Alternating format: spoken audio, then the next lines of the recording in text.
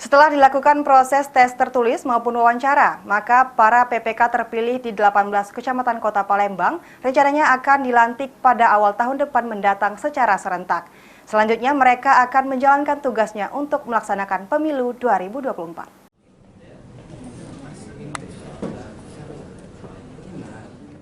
Disampaikan oleh salah satu komisioner KPU Palembang, Kurniawan, jika saat ini pihaknya masih dalam proses rekapitulasi dan penyusunan terkait nama-nama calon PPK terpilih yang akan menjalankan tugasnya di 18 kecamatan Kota Palembang.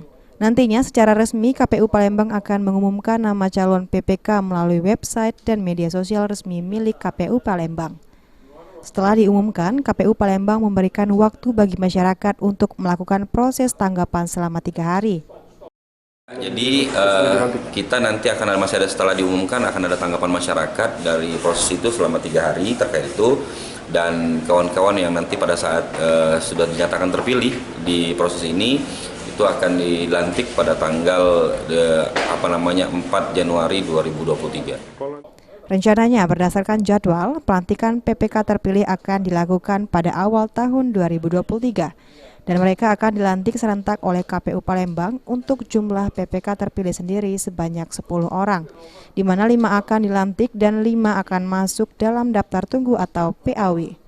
Firman Hidayat, PAL TV.